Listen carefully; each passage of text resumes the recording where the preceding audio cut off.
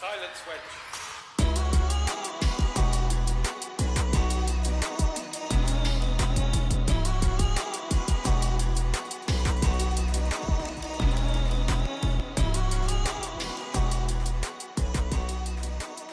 So, a lot of people who are watching this are probably here because I have Deku from My Hero Academia in my title, or you're here because I am using Inosuke's technique from Demon Slayer. So that's probably why you guys are watching this and want to see how this turns out. So the reason why I'm doing this is because I love Demon Slayer. I even bought like a bunch of the manga because I can't be bothered for waiting for season 2. And one of my favorite characters in Demon Slayer is Inosuke Hashibiru. I love his fighting technique, I love his design in general, like I love him as a character. And I'm up to the part in the manga where something interesting happens. It's about to get revealed, so I haven't gotten volume 19 yet, but it's getting there where you know Inosuke is gonna do some cool fucking shit.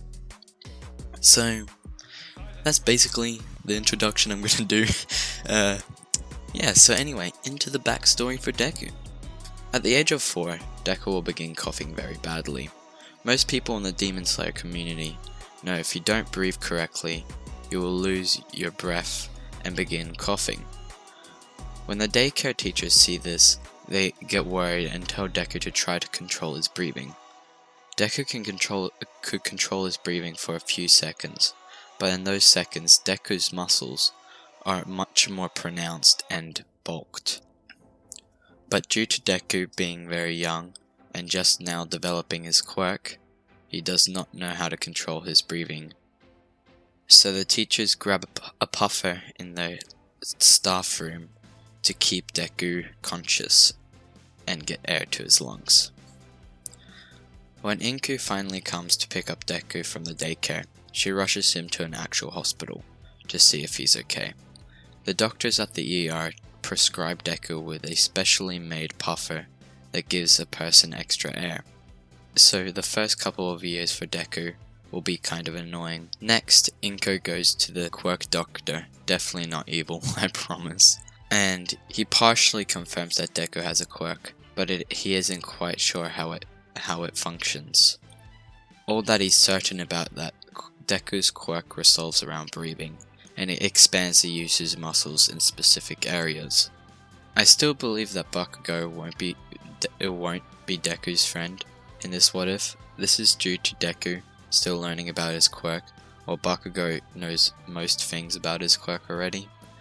There will be more of a hateful rivalry between Deku and Bakugo. Deku is striving to be better than Bakugo. There's going to be one more thing that I change in this what if. This is how Deku learns his breathing style. In Demon Slayer, they learn their breathing styles by masters who have trained in this style for a very long time. But for Inosuke, it was a little different. For people who don't know Inosuke learned his breathing technique from wild boars. So I'm going to change Deku's dad a little bit. Deku's dad's quirk, instead of being able to breathe fire, is a boar quirk, which gives him the traits of a wild boar. And I'll also change how often Deku's dad visits. So far in the anime he hasn't visited a single time, but now, and Deku's dad will visit a lot more times after business trips. Deku's dad will be helping and spending time with Deku and help him learn how to breathe like a wild boar. When Deku saw his dad use his quirk, he saw his interesting way of fighting. It was low to the ground, kind of like, I don't know, like a wild boar. Retards, I tell you, retards.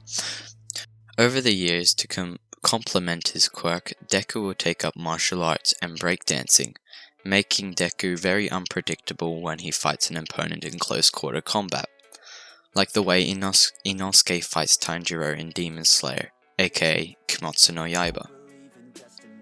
Over the years, Deku will learn how to breathe for longer periods of time and being able to increase the mass of his muscles.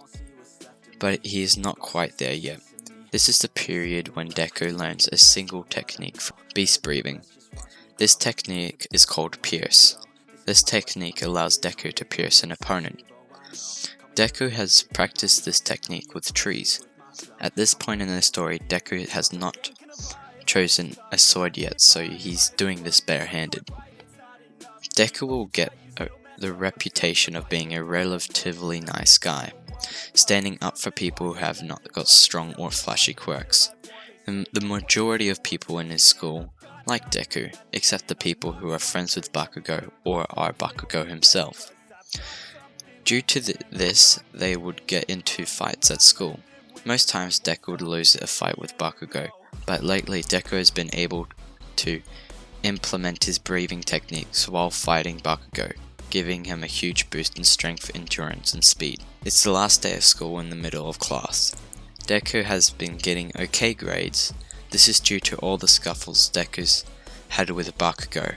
He has almost spent more time out of class than actually in class. Then Bakugo states that he will become the best hero, and no one is going to stop him. Then he turns to Deku.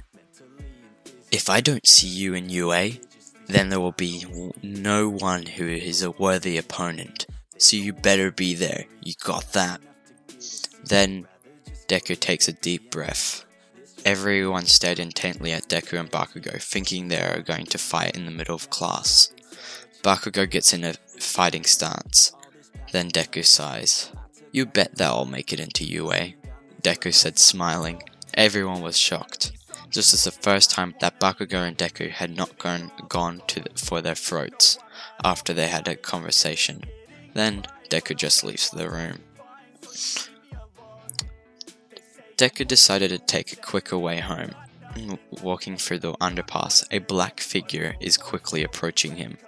Thinking the worst, Deku began using his beast breathing. Then, the black figure covered Deku's entire body without him realizing this. Deku began struggling. What the hell is this? Deku thought to himself. Deku tried taking another breath, but he could not. Before the power from his breath disappeared, he tried winding back his arm to use his technique for his piercing technique, but to no avail. Deku's eyes started getting fuzzy. Deku began choking for air. All the power from his breath had all but disappeared. Then Deku suddenly heard, "Fear not, civilian, because I am here." Then the black figure disappeared, and it was placed into a bottle. Deku began coughing vigorously, and then he reached for his puffer. Then he used the puffer and got his breath back. Oh my god, All Might, thank you so much! And then Deku starts nerding out, because Deku has been a huge fan of All Might for most of his life.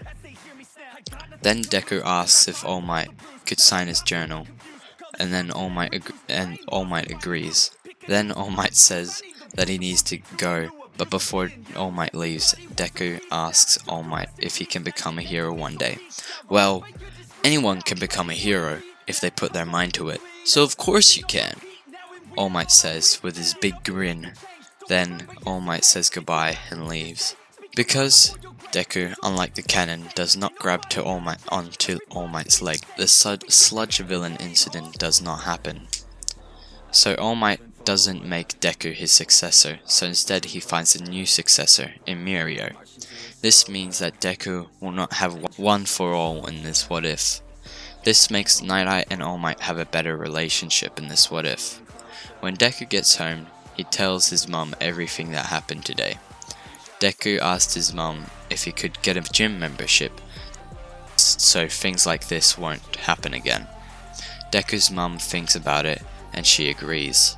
Quick time skip, and Deku is standing at the entrance exam area and he just stares off into the distance.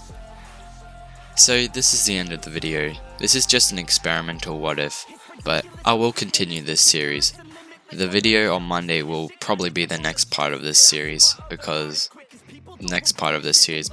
I've got quite a lot of ideas for this series right now in my head. So that's most likely what it's going to be on Monday. But yeah, have a nice day.